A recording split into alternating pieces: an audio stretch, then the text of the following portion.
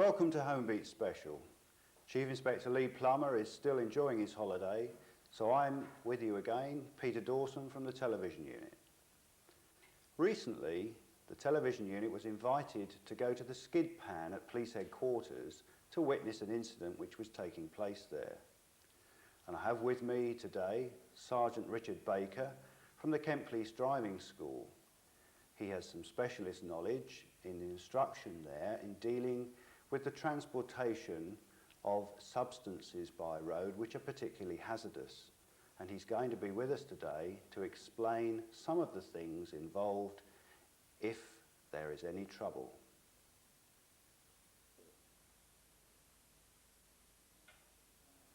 Now, Richard, perhaps you can tell us what this is all about. Well, we decided to set this exercise up on our training ground for multi-functions, really. Firstly, it was to see the effect of a tanker rolling onto a saloon car, to see the emergency services in action, to see whether there's any problem, to see that we can work together. And as a spin-off to this, we are seeing the film that is being shown here, and also photographs are being taken so that we can use them either in training a role and also for a calendar. Yes, so we've got all the emergency services taking part here, have we? Yes, the 3 emergency services, and also we're using 2 recovery operators to assist us in setting this incident up. And you can see here we've got the good officers of the Kent Fire Brigade with 1 appliance and an emergency tender, and the Kent Ambulance with 1 unit and some supporting officers. What sort of facilities does the fire brigade have with the emergency tender? This is not the one we're seeing with the other one. Well, all fire appliances, including that pump there, carry certain rescue equipment, but the big emergency tender carries much heavier rescue equipment for specialist roles like the one we're about to see with the tanker and the car. The recovery vehicle there is the type of recovery vehicle we would expect to be on our recovery list, efficient system. And you can see now it takes us some time to set the incident up because we have to take safety into mind, and we didn't have the good fortune of having a real accident to take. You can see here we're putting the big wide polyester strops across which prevent sparks and also spread the load. And we used David Sadler of Casualty Union to add a touch of reality to our casualties with some wounds. These recovery people that we see here, one of the firms that you use, do you have any check of sort of making sure that we get the right sort of equipment available at these incidents? Yes, operations room have a system of checking all recovery operators that are on the police call-out list, and they're regularly checked. And of course officers at the scene who use these recovery firms also monitor the firms so that any problems, then obviously some more inquiries are made. Because just like the emergency services, we have to have confidence in the recovery service as well. That's right, and we can't afford to take chances or any risk at all. You can see here the tanker being pulled into position, and it's interesting to note the angle that the tanker has to go before it finally goes on its own. Poor little Minnie in its last days. I think we'll just watch this.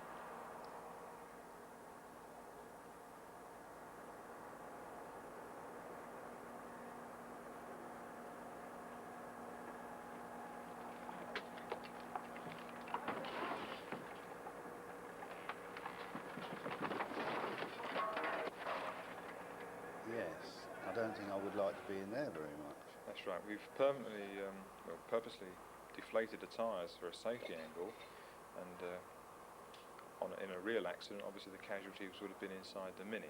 We've got to put our casualties in, so before we put the casualties in, we've got to make sure that it is safe. So even on this occasion, which was a practice, we've still got safety very much in mind. Oh, very much so. If that had been a real incident, then the first objective would be to make sure the tanker cannot sink any further.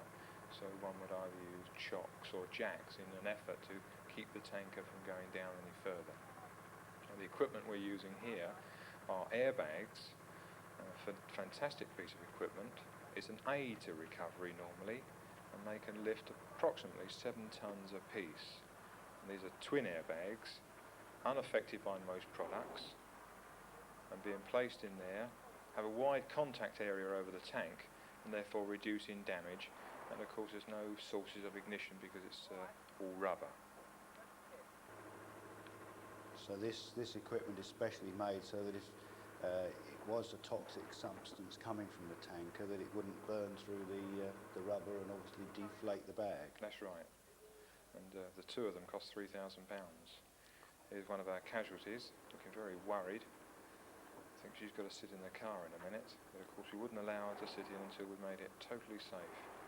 And by putting these airbags under either side of the Mini, we're going to take the weight of the tanker off the Mini.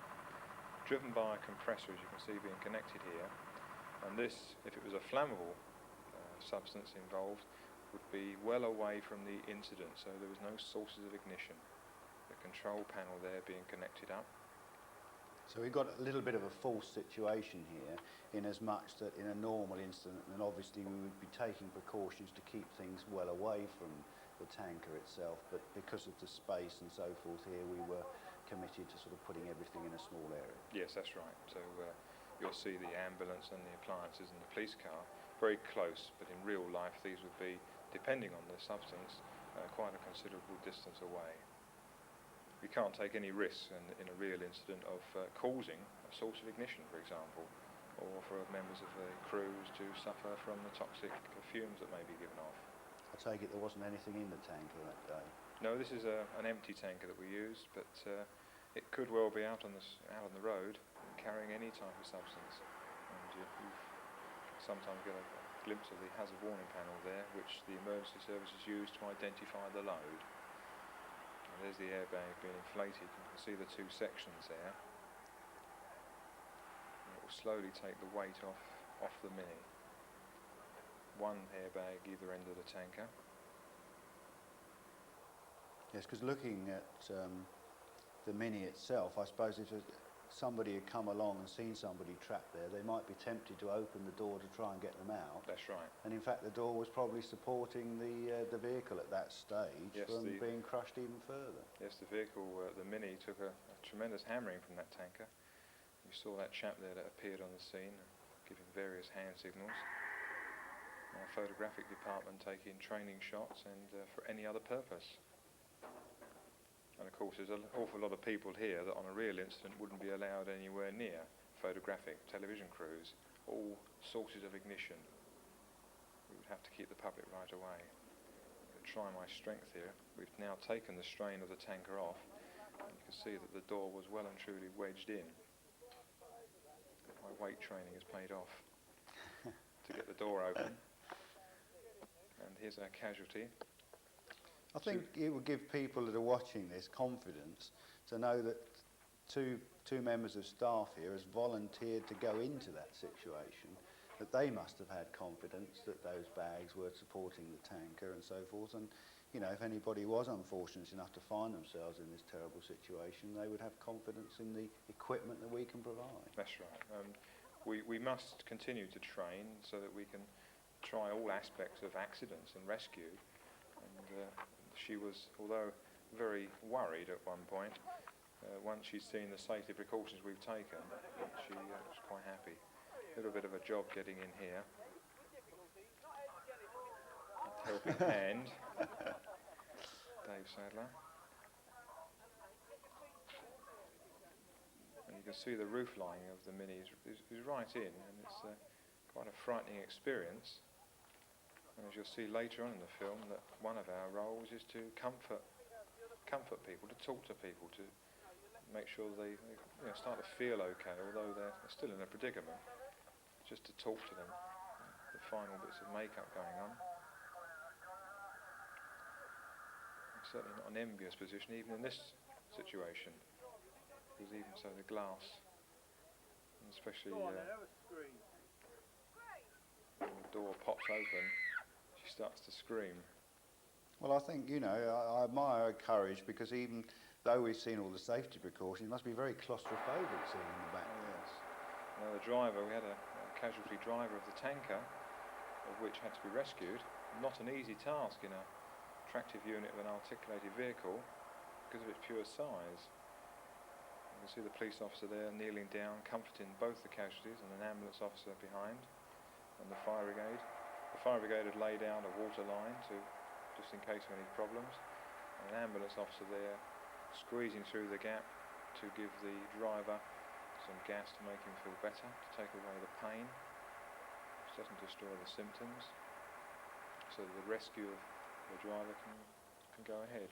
And the fire brigade there using a cutting tool to remove the hinges of the door, electrically driven cutting tool, and again there's as I said before, a water line laid down so any fire is quickly knocked down.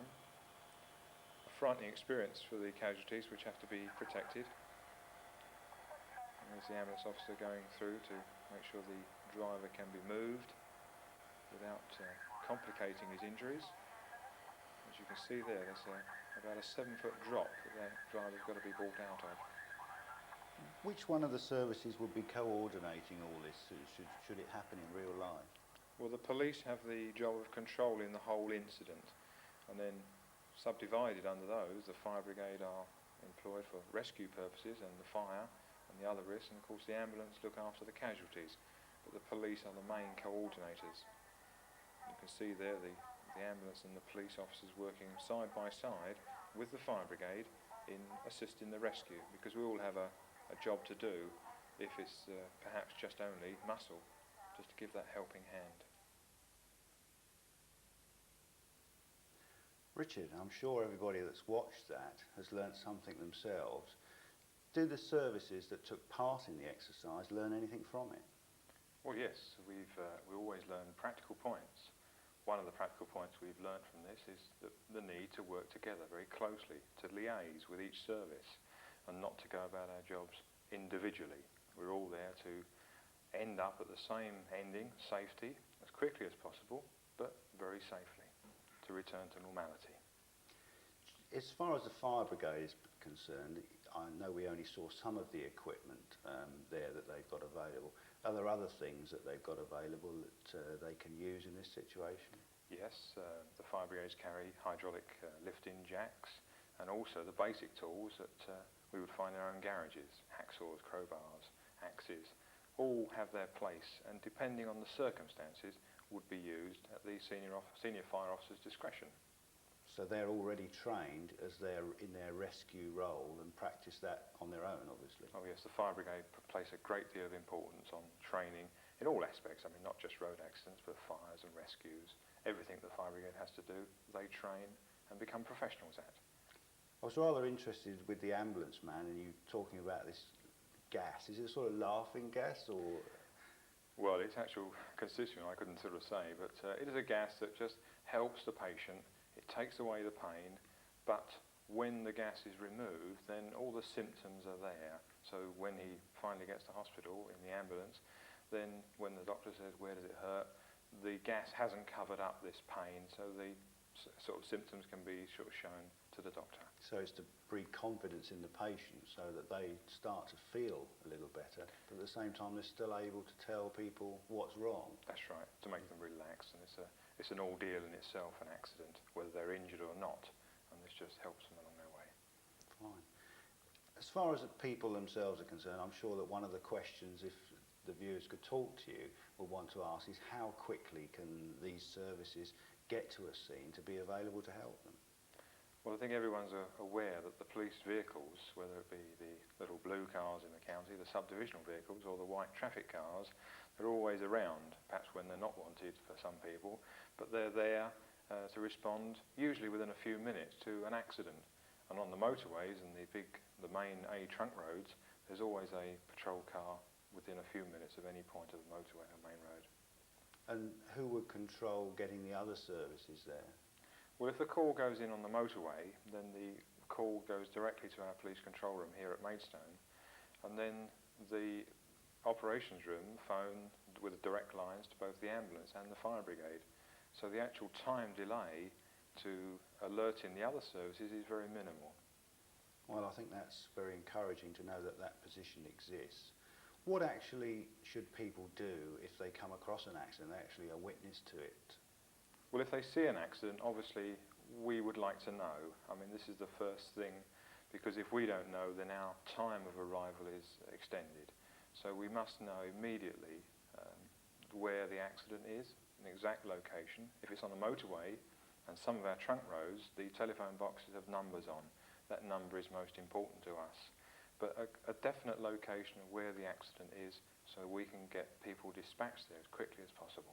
Just 2 points from that. You say that number on the motorway phone is important. Why is that? Well, all our motorways are numbered. If you look on those boxes, perhaps as you're driving along, as a passenger, you have a look on the boxes, and you'll see that there is a number, and that relates to the miles or the kilometres from London and the actual carriageway. And with this information, and looking at our map in our operations room, and also the maps carried in patrol cars, we can pinpoint the incident. So we can then go on to whether we need to close the motorway, where access points are, because they don't always happen in the best of places.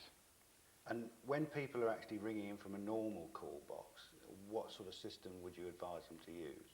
Well, they would use the 39 system, dial 999, which is a free service operated by the British Telecom, and then that depends on what service they require to attend.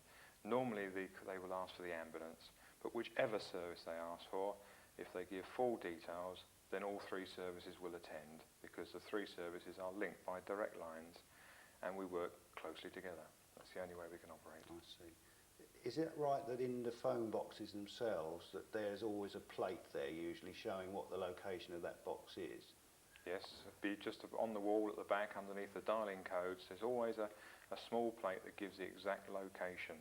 But of course the telephone box is not always adjacent to the accident. So again, if you don't know the area, give some where you're coming from, where you're going to, what places you've been to, and how long ago you left perhaps a major town, because that can help us in sort of pinpointing an accident. Most important. I see. Any other tips that you'd like to give people in relation to accidents, perhaps preventative? Preventative to prevent the accidents? Well, yes. Is there any steps that people can take in driving in today's conditions, especially motorways, and we see these horrific accidents, things that perhaps, little tips that you might like to give now to make people safer in their driving? Well, the first thing, is your vehicle in a roadworthy condition. Before starting a journey, make sure the vehicle is ready for the journey. Tyres, windscreen, washers, lights, everything about the vehicle is tip-top condition. And then is yourself ready for that journey? You're not tired, haven't been drinking. And then always wear the seatbelt. That if by any chance you do have an accident, then the seatbelt will prevent serious injury. And then whilst driving along, obviously in the time of the year that we're coming up to, the wet weather, leaves falling on the road, mist, you've got to adjust your driving to suit the conditions. If the road is wet, then you must reduce your speed, and always remember that your actual stopping distance is greatly increased.